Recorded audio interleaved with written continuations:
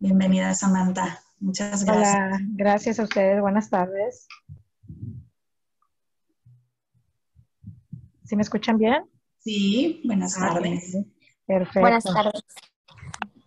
Muy Ya bien, pod- pues ustedes me dicen, ustedes me dan luz verde porque ya después agarro viada y no me paran. No, ya podemos empezar. Ok, Listo. perfecto. Vamos a arrancar.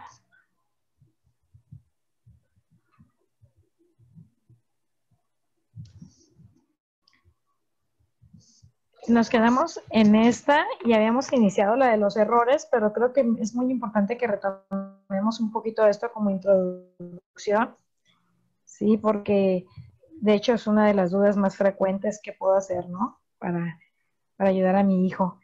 Pues estos fueron los puntos que considero que son los más indispensables para poder hacer que nuestros hijos se sientan mejor y adquieran una inteligencia emocional, de la edad cronológica y a la situación que viven alrededor de ellos. Sí, nos quedamos en los dos últimos, que quiero hacer mucho énfasis en estos dos. Trabajar mi propia autoestima. A mí me gustaría, porque esta plática, como se los dije desde un inicio, da para muchos temas más. A mí me gustaría saber si por ahí pueden contar manita o si quieren, de los papás o mamás que nos están escuchando en este momento, terapia.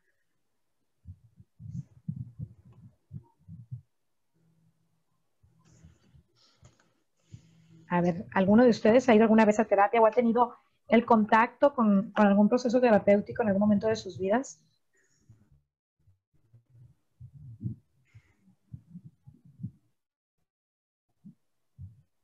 Nadie. ¿Cuántas mamás estamos ahorita?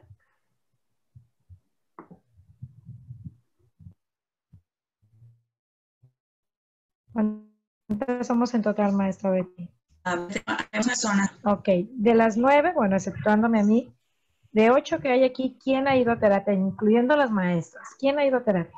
Yo soy la maestra Betty, no he ido por mí, fui en su momento cuando mi hija mayor, bueno, fui en dos ocasiones, cuando mi hija mayor era una niña, porque ella fue de educación especial en cuanto a audición, y después fui cuando estaba como de 12 años ella, que sufrió un poco de bullying y bueno, el resultado fue que el problema era yo porque la había sobreprotegido.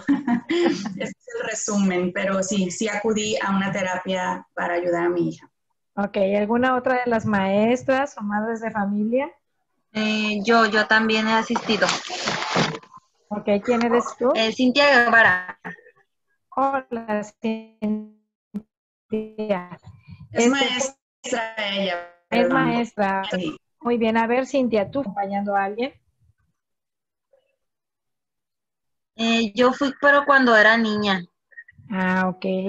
¿Fue por una necesidad emocional, de conducta? Fue porque tuvimos una pérdida en la familia. Ah, perfecto. ¿Alguien más por aquí, aparte de la maestra Betty y la maestra Cintia?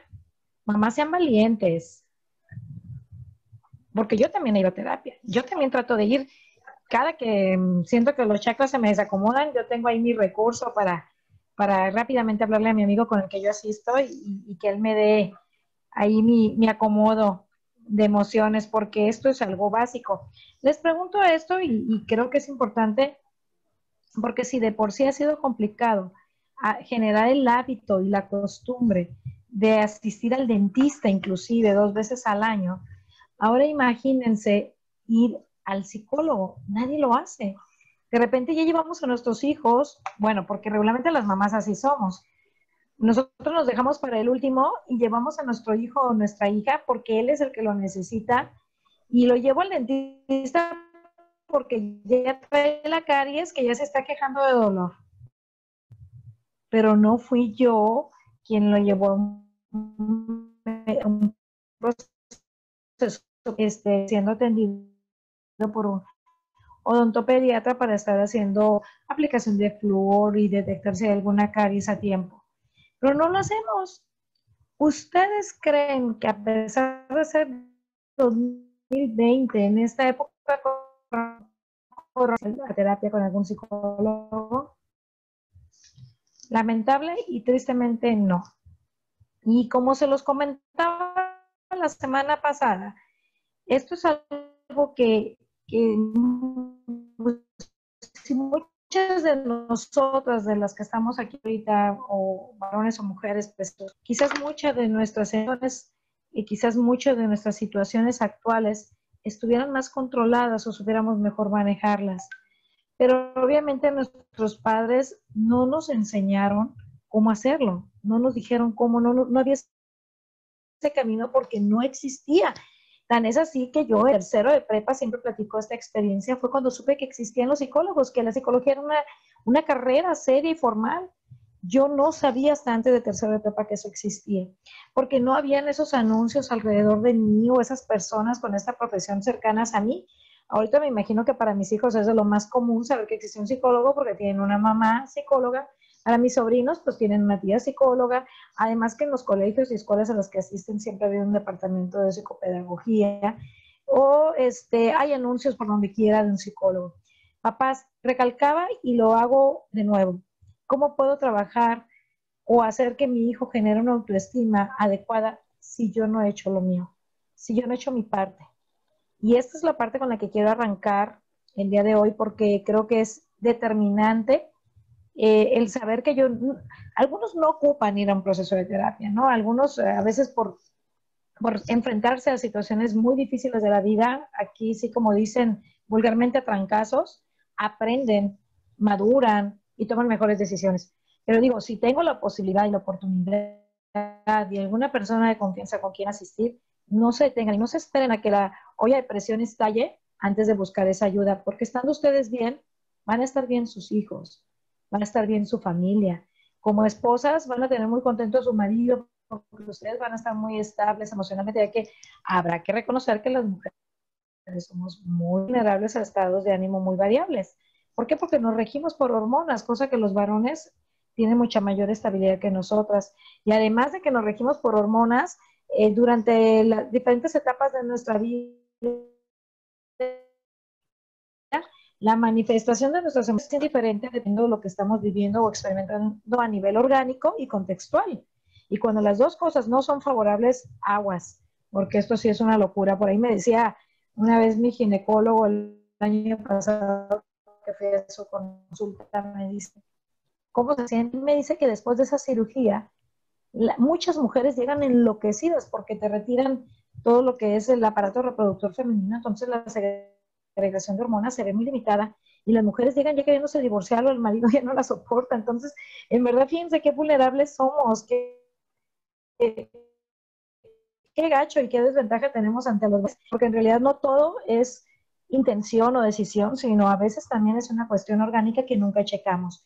Entonces, bueno, así como ir al ginecólogo cada año, como llevar a nuestros hijos al dentista y nosotros también supervisarnos, les recomiendo que si tienen la oportunidad, vayan y trabajen con sus propias emociones para que puedan apoyar a sus hijos.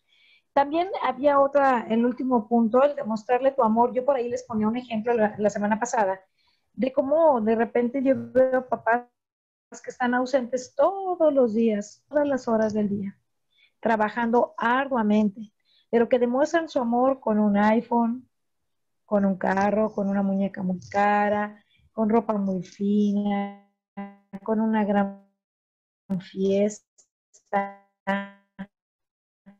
Bueno, papás, me gusta escucharlas, no tengan miedo, no va a pasar nada más va a quedar registrado en el YouTube, pero nadie nos va a ver. ¿Quién de ustedes o cómo le han hecho ustedes?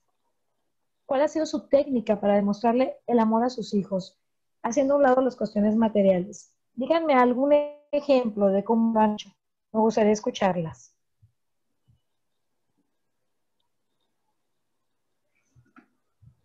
Están muy cohibidas estas mamás. Dedicándoles tiempo y jugando con ellos, escuchándolos. Claro, eso es a veces contarles un cuento, a pesar de que yo trabaje todo el día y saber que mi hijo me está esperando para dormir y que yo llegue y le cuente un cuento, no tienen idea de lo significativo que es para un hijo. Yo les voy a poner un ejemplo. personal. Yo nunca me di cuenta lo que estaba haciendo. Yo lo hacía, creí siempre que era lo mejor y creí más conveniente como mamá de mis hijos. Yo siempre, como he trabajado, mis hijos se acostumbraron a crecer cerca de ese ambiente del consultorio. Toda la vida me los cuidaba alguien cercano aquí o traían aquí al consultorio o estaban en una guardería muy cercana a mi consultorio. Mis hijos crecieron en este ambiente, pero yo siempre, una prioridad para mí como madre de familia fue guisarles a mi familia. Siempre hice la comida, hasta el día de hoy yo hago la comida. A pesar de que mis tiempos sean de locura, de sol a sol, la comida siempre se come hecha por mí, exceptuando los fines de semana, ¿verdad? Que es cuando me tomo mi descanso. Bueno, pues yo lo hice de manera automática toda mi vida, sacrificando, sí, muchos de mis tiempos, porque, por ejemplo, yo los domingos los dedicaba para hacer las comidas, sobre todo, y los sigo dedicando, esto no termina, para hacer las comidas, adelantar lo más que puedo en mis comidas, porque yo la próxima semana yo voy a estar muy ocupada, yo ya tengo que tener planificado cómo los voy a alimentar de lunes a viernes. En las mañanas, antes de salir de casa, yo les dejaba, ya cuando mi hijo estaba grandecito, el mayor, le dejaba en el refrigerador, porque él llegaba solo a casa del colegio, yo le dejaba en el refrigerador su plato servido, a él y a su padre, con unas tapaderas especiales para que llegara nada más y lo metiera al micro y calentara y comiera. Lo menos que pudiera batallar, ya estaba nada más servido el plato con todas las porciones para que él comiera. Bueno, yo siempre lo hice pensando que era X, que era adecuado. Cuando mi hijo estaba en secundaria, un día fue a hacer una actividad de tarea a la casa de uno de sus compañeros. Y en la noche, bueno, allá iba a comer, porque se iban a ir saliendo del colegio. Y en la noche le pregunto, hijo, ¿y qué comieron? Ay, mamá, pues la señora ahí nos dejó un caldo de pollo y como que se ve que lo hizo bien a la carrera. Y mi amigo y yo le faltaba no sé qué cosa, no me acuerdo si le faltaba sal o algo. Ahí estuvimos experimentando para hacerlo y nos lo servimos como pudimos, ya no supimos si se les iba a alcanzar a los hermanos o no. Y yo me vine pensando, ay, mi mamá, que toda la vida me dejó mi plato servido, yo nunca batallé haciendo esto. Fíjate, mamá, ¿cuántas mamás pueden hacer eso y no, no lo hacen, verdad? Me dijo. Se lo juro que cuando me dijo eso, yo me quedé muy pensativa porque dije, pero ¿por qué tendría que ser un plus si era mi obligación hacerlo? Yo así lo sentía, pues para él, eso era un plus. Sobre todo cuando entran en la adolescencia, que pueden empezar a hacer sus comparativos, porque empiezan a inmiscuirse con dinámicas familiares distintas a las de casa, con los amigos, van más a la casa de amigos, ven cómo se llevan esos papás, esa familia. Entonces lo que creían sumamente normal en casa se empieza a convertir en algo muy especial o anormal en otras casas.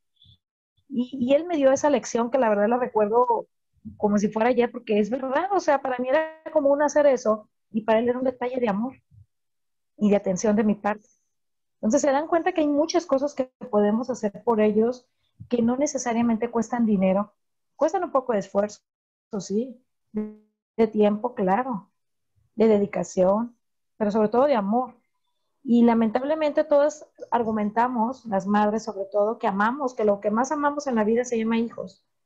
Y lo argumentamos y no lo aplicamos al 100% porque las manifestaciones de amor que les damos a nuestros hijos a veces son muy carentes de efectividad. Entonces creo que creí muy importante hacer énfasis en estos dos puntos porque creo que claro, todos son muy importantes, pero si de aquí salen más ideas para ustedes, determinar otras, pues me parece súper bien que vayan sensibilizándose al tema y que vayan viendo, haciendo esa introspección de qué es lo que yo estoy haciendo conmigo, con mis hijos.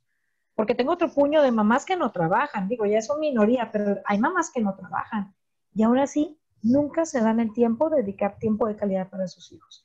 Son las mamás agobiadas, siempre quejándose porque hace mucho calor, porque la comida, porque el dinero no alcanza, porque este niño es muy latoso, pero nunca nos tomamos el tiempo para dedicárselo a nuestros hijos.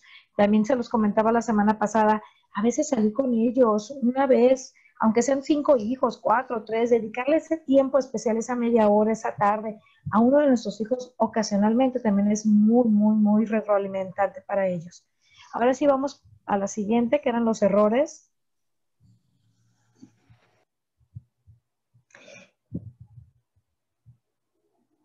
A ver, nos quedamos, bueno, Ya nos fuimos para acá al principio, pero los errores era la intolerancia a los errores, que por ahí les marcaba que de repente somos muy exigentes. Hay mamás muy obsesivas, muy compulsivas, muy perfeccionistas, que siempre están intolerantes a los errores de sus niños.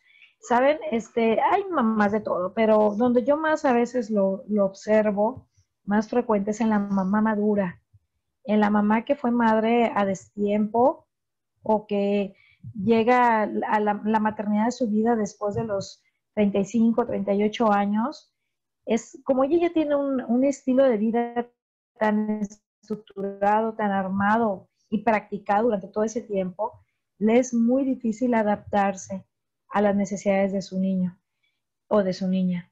Otra parte que yo observo en consulta con mucha intolerancia a los errores es la madre adoptiva, porque esta es otra realidad. Tenemos muchos niños adoptados y estos niños adoptados llegan a una familia que obviamente estaba esperando que llegara y se llenara ese huequito con el amor que ese hijo les iba a proporcionar, pero son personas regularmente también que han pasado muchos años buscando la maternidad o la paternidad y que demandan o esperan mucho, y como ese proceso de empatía no se da de manera natural y paulatina como lo tenemos las madres que podemos darnos el privilegio de procrear un hijo en nuestro vientre, ellos no, de repente les llega el niño, no sé, de 1 año de nacido, de 5 años, o recién nacido, pero no hubo, o sea, no hubo esa primera paternidad.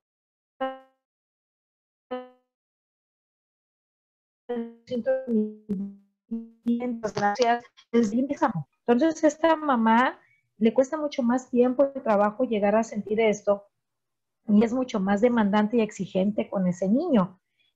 No sé si alguna de ustedes sea madre de hijos adoptivos o tengan cerca de ustedes alguna persona con estas características y obsérvenlas.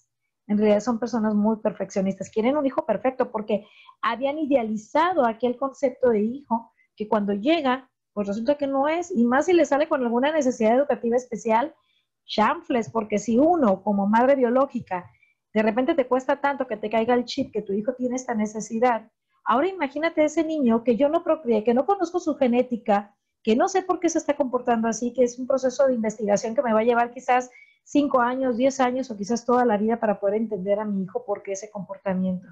Entonces, esa intolerancia a los errores, aguas, chéquense, obsérvense y corrijan y no olviden que son niños y que el margen de error pues tiene que ser amplio. Obviamente tienen que haber consecuencias, pero siempre los niños tienen que tener cierto margen y ciertas oportunidades de equivocarse. Falta de valoración de logros. Resulta que estas madres, pues toda la vida están viendo los defectos o las cosas que su hijo o su hija no hace o no alcanza a hacer. No se lo gratifica, no lo valora. Y cuando les cuestiono el por qué, me dicen, pues porque es su obligación, porque lo tiene que hacer. ¿Por qué le tengo que decir que eso está bien si es su obligación hacerlo? Bueno, si es su obligación, quizás es parte de sus deberes, pero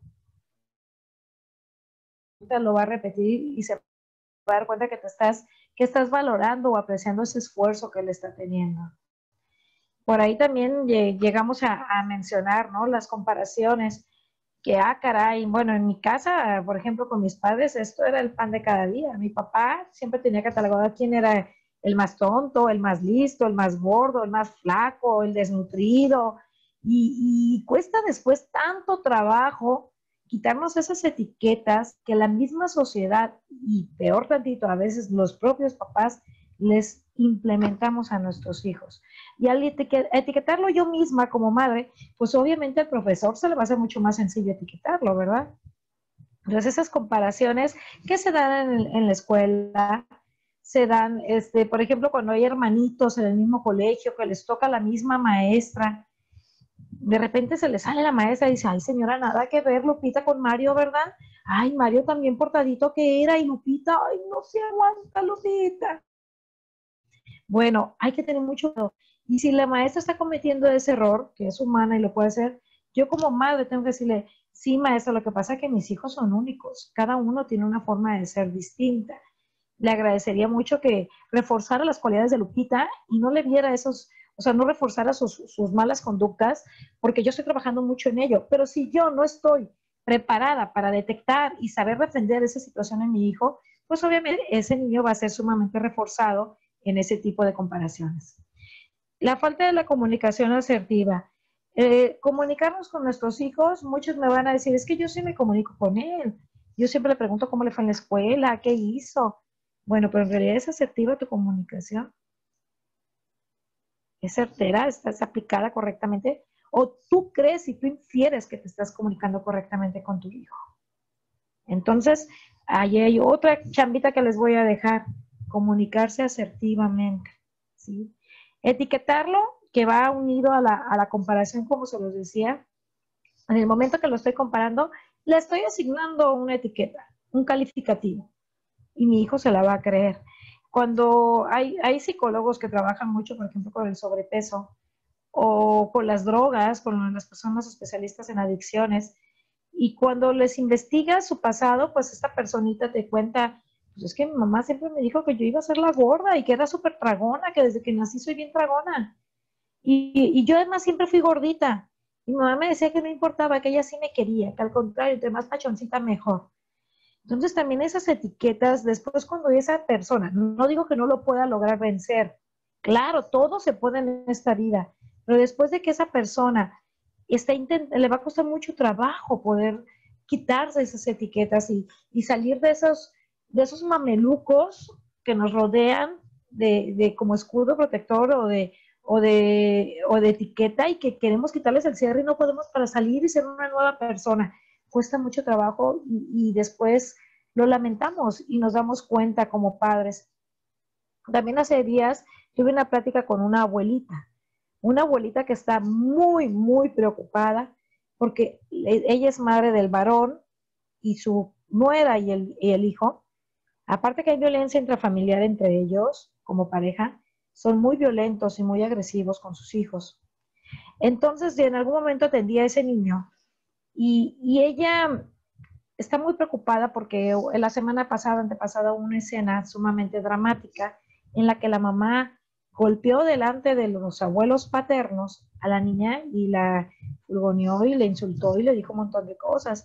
Y ella se desesperó muchísimo y me dice, quiero ir a denunciarla ante el DIF y que vengan y que le quiten a las niñas y que... A ver, espérese, señora. ¿Por qué quiere? Primero hay que revisar por qué quiero hacer esto. Cuando yo estuve inmiscuida en el proceso de terapia de esta niña, algo que pedí desde un inicio es que los abuelos paternos ya no se inmiscuyeran, no se involucraran en la relación de esa familia, esa dinámica familiar muy tóxica, pero al final de cuentas eran la familia, ¿sí? Ellos, esos jóvenes, estaban decidiendo, y no eran ningunos ignorantes, de formar una familia bajo esas condiciones. Pero, ¿qué pasaba?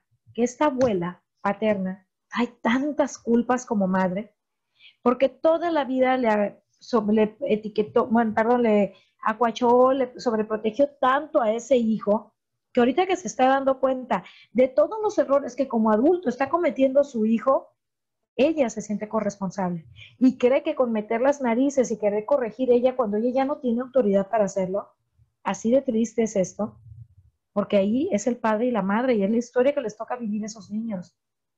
Y esto es algo bien común.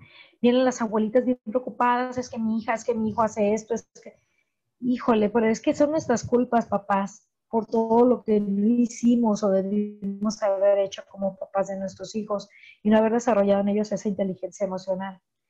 Hacer las cosas por ellos. ¿Se acuerdan que platicábamos la semana pasada?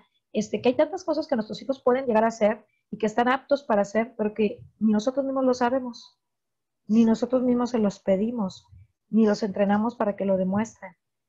Entonces, por lo tanto, ese niño no genera una autoconfianza, porque él se cree incapaz de hacerlo, porque ustedes como mamá y papá se lo dijeron. ¿Cómo se lo dijeron? Haciendo las cosas por él. A ver, dámelo. No, tú nunca te sale menos. No, yo la voy a atender, estás muy pequeño. Tú no, mira, ve cómo dejaste la cama de arrugada. ¿Por qué? Porque hay esa intolerancia a los errores, esa falta de valoración de logros. Entonces yo prefiero hacer las cosas.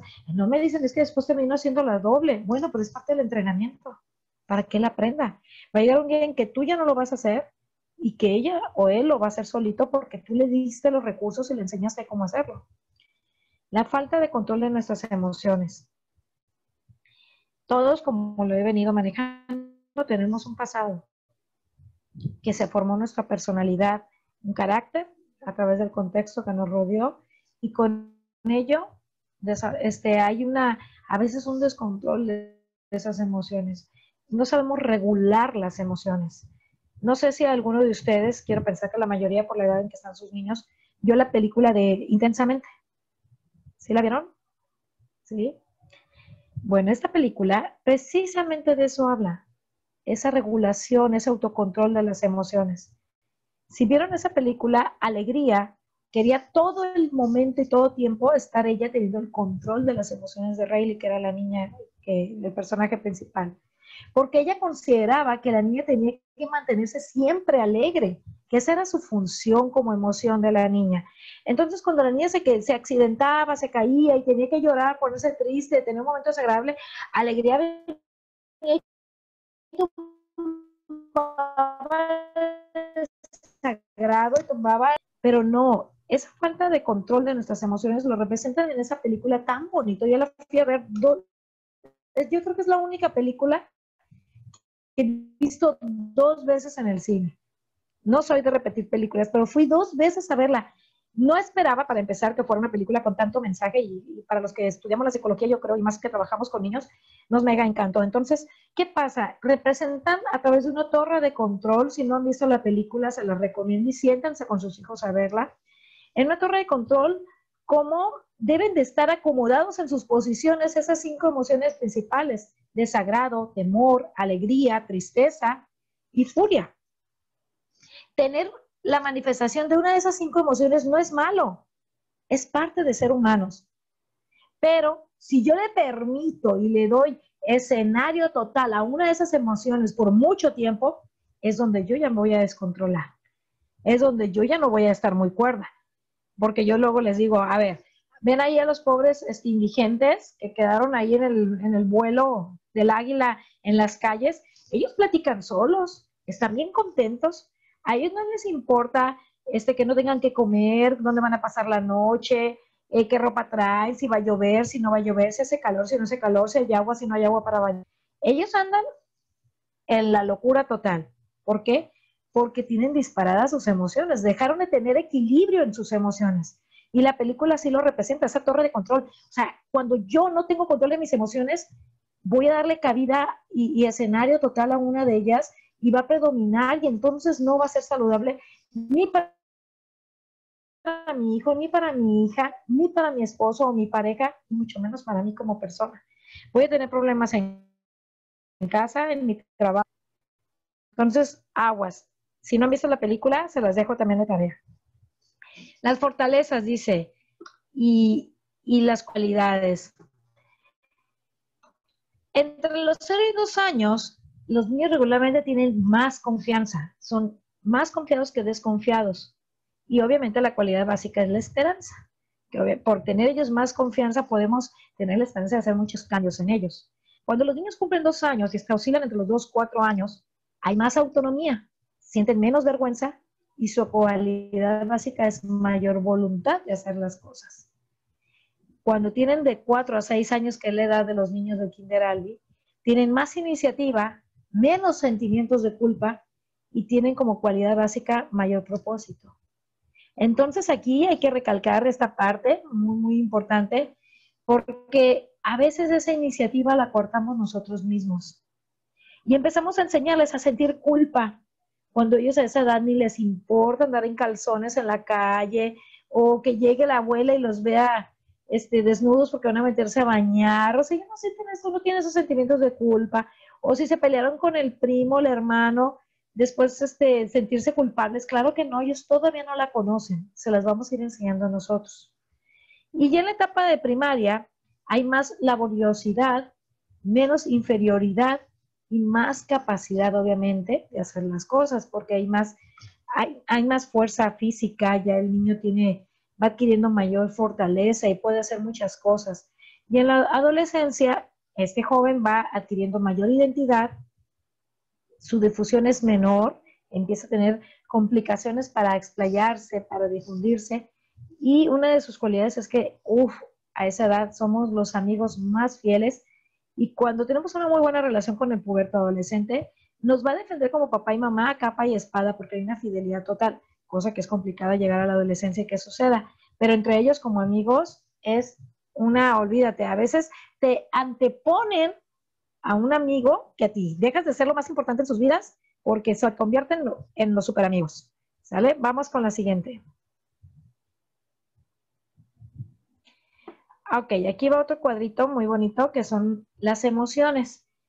Expresar, como les platicaba ahorita con la película, expresar qué siente, explicarles la adolescencia, ahí hay un error de dedo.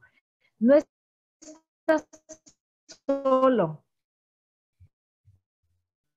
muestra empatía y recordar virtudes y éxito. Va más enfocado aquí al adolescente, porque si se dan cuenta y vimos en el cuadro anterior, cuando son menores podemos tener mucho campo de acción para modificar y regular esas emociones. Pero cuando no lo hacemos, llega esta etapa y ya no sabemos de cómo ayudarlos. Entonces, moraleja, estar en el mejor de los momentos para ayudar a sus hijos. Por ahí me preguntan luego los que tienen problemas de lenguaje, por ejemplo, ay, es que mi niño tiene, no sé, 2 años recién cumplidos y no habla nada, Samantha. ¿No crees conveniente que pueda llevar? ¿Ya? O sea, ¿qué te esperas? Entre más pequeño me lo lleves, menos mal hábitos va a tener de comunicación verbal y más voy a poderle corregir y enseñarle cómo articular y modificar su lenguaje oral. Entonces, ahí es el momento oportuno en el que ustedes se encuentran ustedes. Nos quedan 5 minutos, papás, y no quiero pasar a la siguiente diapositiva. Quiero a ver si no nos pasa lo de la semana pasada y si no, pues abrimos otra sesión más, no hay problema. Pero aquí la vamos a dejar. A ver, ¿qué opinan? Quiero escucharlas porque la vez pasada me quedé muy satisfecha, muy contenta de la participación, porque de verdad es... ¿Qué me cuenta Jesús Iván? Anda por aquí, Elda, Fabiola, ¿sí? Kimi, Andrea, Cintia, maestra Rebeca, Carla. ¿Qué me platican? Quiero escucharlos. ¿Qué aprendimos el día de hoy? Aparte que les dejé tarea.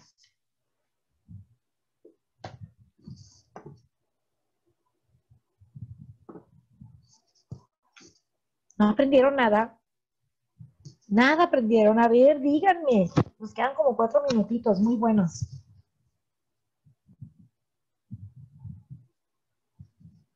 A ver, Jesús Iván, ni modo, a dedazo como en la escuela. No sé si sea la mamá o el papá el que estén conectados ahí. ¿Qué me dicen ustedes? ¿En qué se vieron proyectados o reflejados en esta plática? Hola, buenas tardes. Desde ahora me tocó a mí. Muy bien. Me hizo muy productiva porque me identifiqué mucho. Soy una de las mamás que tuvo a un hijo pues ya grande. Primero habíamos adoptado y después vino Iván. Entonces se da cuenta que me quedó como anillo al dedo. Y pues sí, ahí estamos con Iván. Y ahorita la niña no la tenemos, pero Iván desde que está con nosotros. Y sí, se nos hace complicado, a mí se me hace muy complicado por tanto tiempo, pues sin haberlo tenido, sin tener bebé. Y así como que yo soy muy consentidora, más que el papá.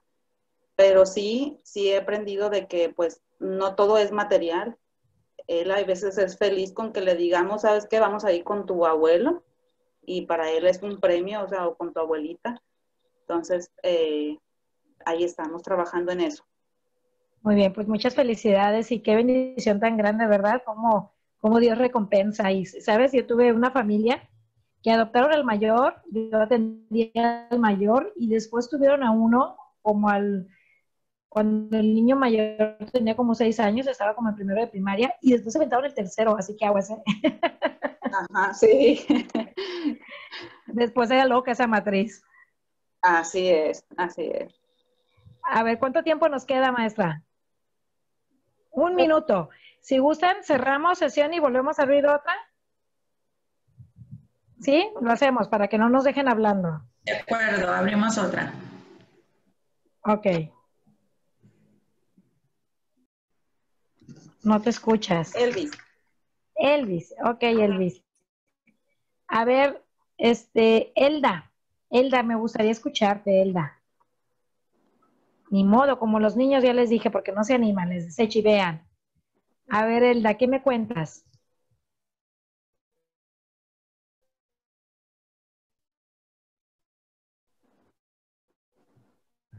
Ah, una de las cosas que me llamó la atención fue cuando hablaban de los errores que cometemos, de que podemos ser intolerantes a los niños, cuando al final de cuentas son niños. Así es. Comentabas que tu experiencia era mucho en los casos de padres adoptivos. Yo me reflejé en esa parte, yo soy hija única, entonces yo siempre tuve la atención de mis padres al 2%. Yo siento que eso lo estoy haciendo yo con mi hijo. Entonces, a veces siento que sí exagero o no es que lo sobreproteja, pero por ejemplo, va a sonar chistoso, pero el año pasado, una de las recomendaciones de la maestra Rebeca fue que lo dejaba bañar. Esta Rebeca no lo dejo bañarse solo, todavía lo baño yo. Y ese tipo de cosas, no sé si la influencia sea de que soy hija única y yo siempre tuve el 200% de atención de padre, madre, abuelos, tíos, primos y todo, ¿no? Y esa fue la parte que más me llamó la atención de toda la plática. Toda la plática fue muy interesante, pero esta fue como que la que captó mi interés. Fíjate, Elda, que definitivamente sí tiene mucho que ver tu contexto en el que tú desarrollas personalidad. Más adelante de esta plática voy a hablarles del desarrollo de la personalidad, pero también el temperamento de cada ser humano es diferente. Entonces, si tú pudiste salir avante de esta situación o has podido ser más autosuficiente a pesar de esa sobreprotección que recibiste en tu vida como hija única, nadie garantiza que tu hijo o tu hija es niño o niña. Ahorita ya son dos, Javier ya dejó de ser hijo único, pero mi niño de kinder Okay. es Javier. Son dos varoncitos. No, o sea, niño, eso no indica que tus varoncitos, niño y niña. Eso no indica que tu niño y tu niña vayan a poder tener o desarrollar los mismos recursos que tú pudiste desarrollar para ser autosuficiente en el mundo. ¿Por qué creen papás que ahorita cumplen 30 años y no se quieren casar? Yo no me casara. Ahí se rió la maestra. Ay, perdón. Ya le quedó. ¿Por qué? Porque ¿qué demonios voy a hacer yo lavando calzones ajenos, teniendo todo en mi casa? El aire prendido, cablevisión y mi dinerito me cae como anillo para comprarme mi ropa, mis chucherías, mis salidas. Los papás no estamos enseñando a nuestros hijos a ser autosuficientes. Vayamos a la época de nuestros papás o nuestros abuelos. Se casaban a los 15, 18 años, porque habían en la casa, porque ya estaban buscando autonomía, independencia, porque el mismo contexto los orillaba a empezar a salir.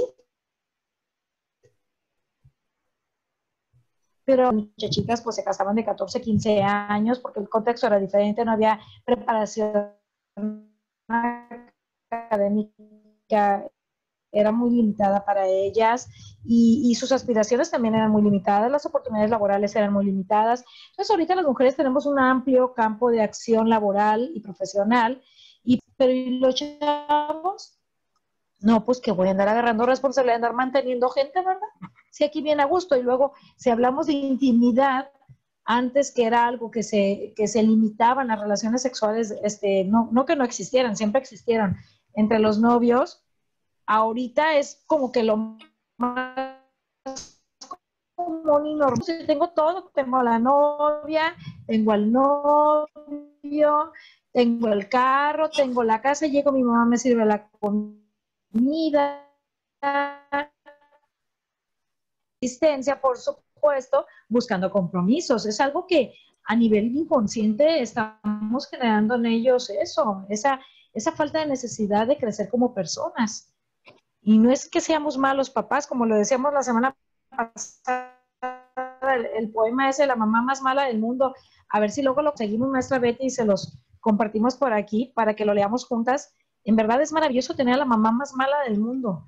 Es bueno ser la mamá más mala del mundo. Generamos y hacemos y forjamos seres humanos autónomos, independientes, con metas, con sueños, y no a muchachitos o muchachitas sin aspiraciones, conformistas, que están sumamente en su zona de confort.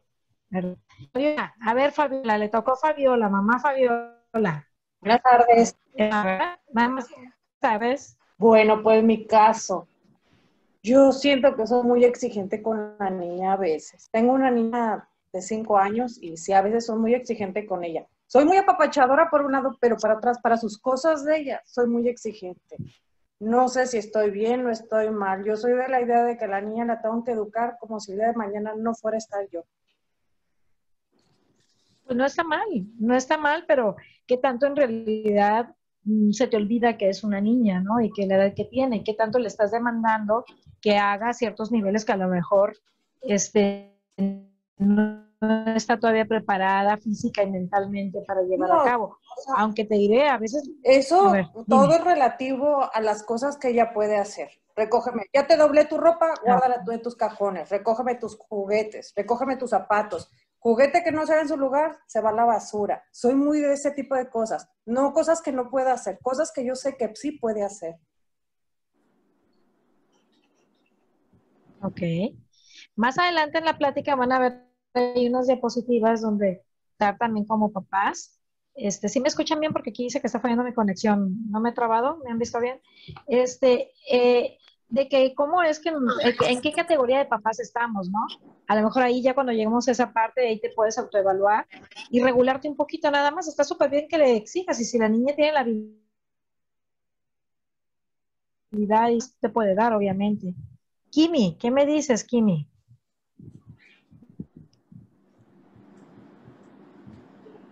Hola. Hola.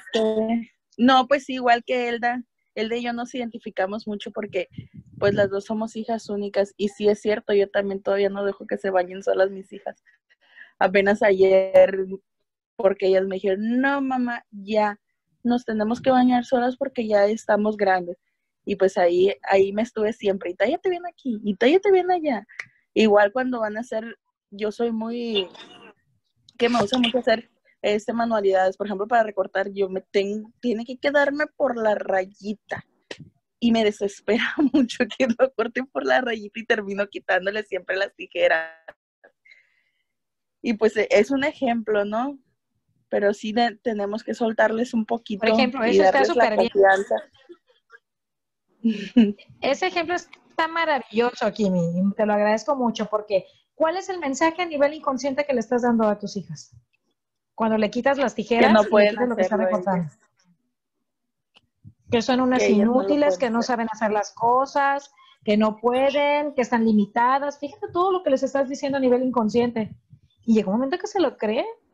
Yo tengo una amiga que es mayor que yo, ella también fue hija única y fue hija adoptada, Mónica, ¿sí? Entonces, yo recuerdo, ella es mucho mayor que yo, me lleva algunos 16 años, pero somos muy, muy, muy amigas.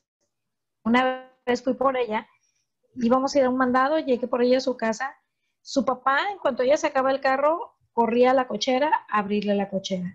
Mi amiga ya tenía 33 años, ¿eh? Y era divorciada con un niño ahí en la casa. Le abría la cochera a su papá. Y luego salía su mamá, ya los dos muy, muy mayores, porque obviamente ella llegó a la vida de ellos ya muy tardíamente.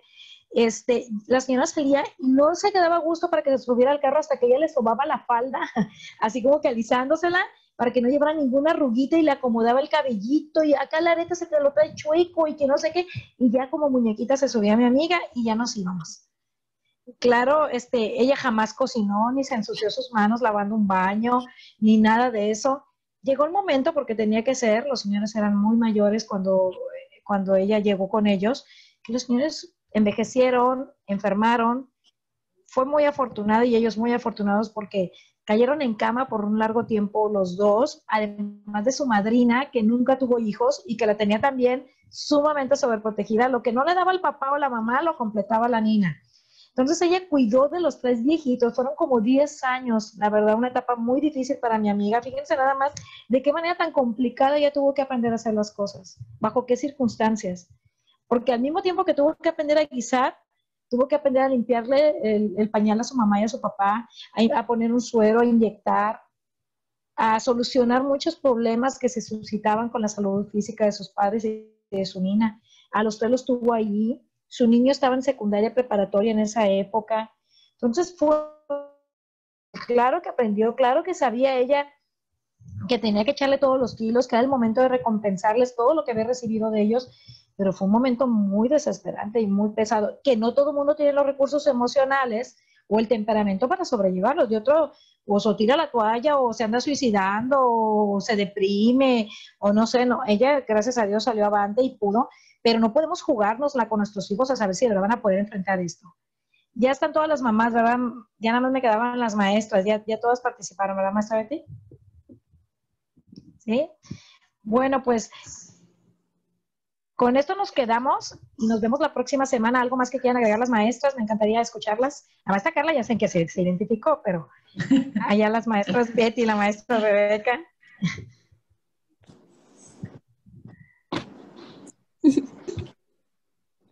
Mira, se sigue riendo.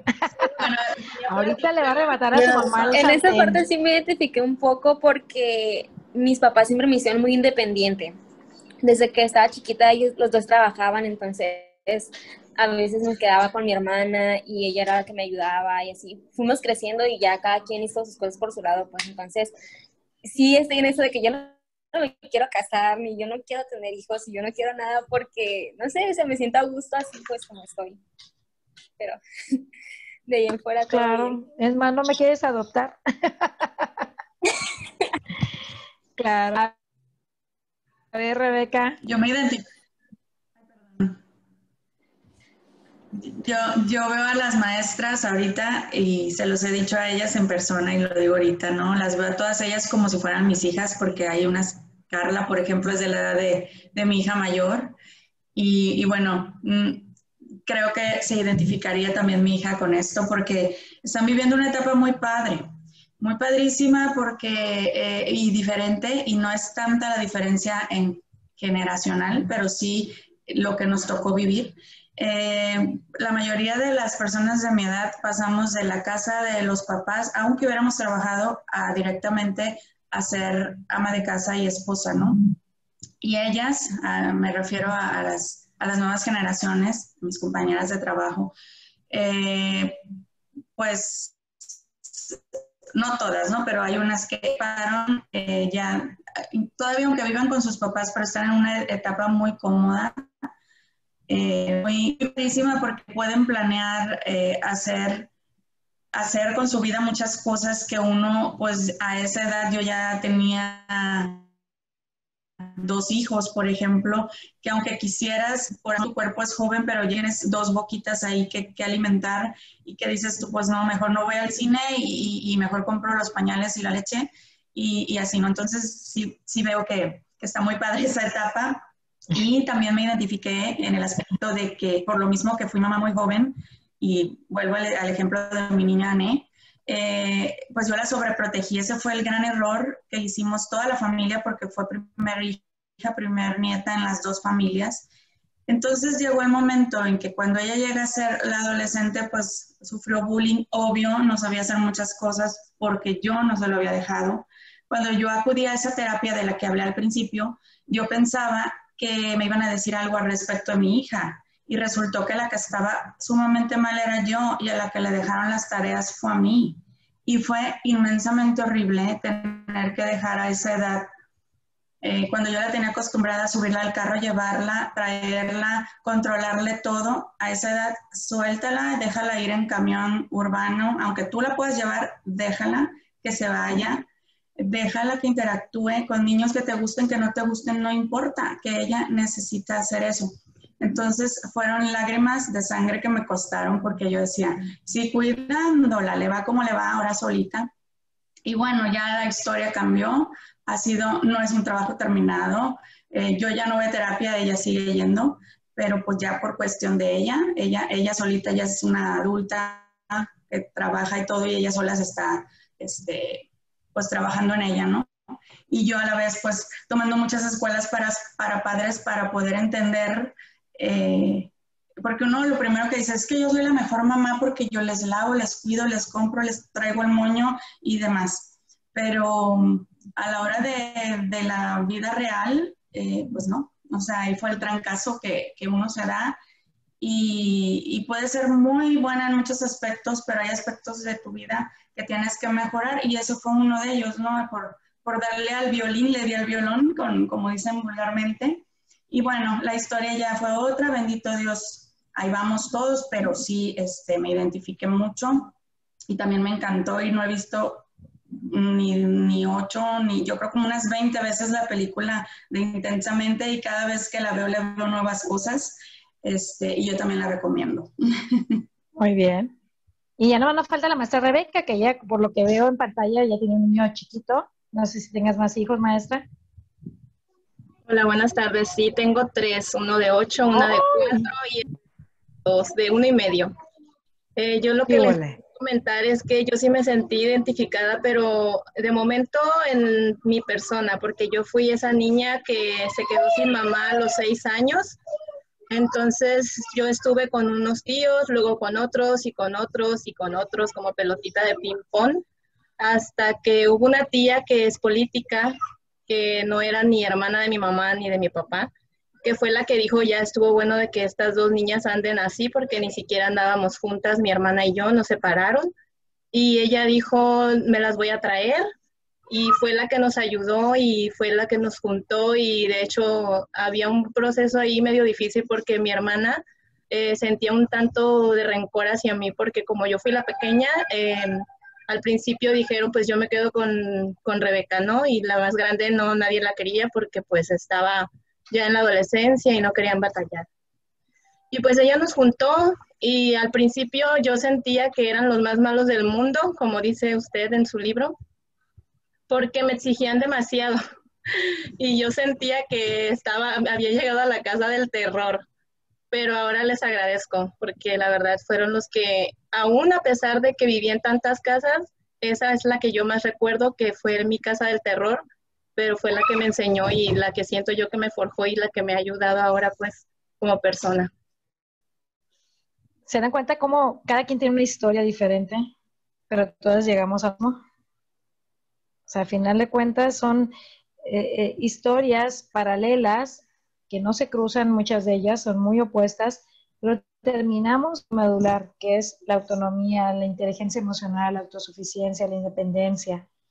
Pues les agradezco muchísimo, muchísimo que todas hayan participado. Creo que esto lo hace más dinámico. Obviamente no nos quedamos nada más con el discurso del orador, sino de todas las personas que estamos participando, y lo hace mucho más enriquecedor. Y obviamente queda mejor, mucho más claro, considero yo, la temática, ¿no? O lo que a donde los quiero dirigir con esta plática. Me encanta verlos así, y pues nos veríamos el próximo jueves a la 1 para continuar con este tema. Si Dios quiere. Muchas gracias, Samantha. Como siempre, muy agradecida con tus comentarios y tus enseñanzas. Muchas gracias. Igualmente a ustedes. También aprendo, ¿no? Gracias. Todos los días y todos nos dejan aprender. Hasta luego. Adiós. Hasta luego, mamás. Gracias por asistir. Hasta luego, maestras. Gracias. Muchas gracias. Hasta luego.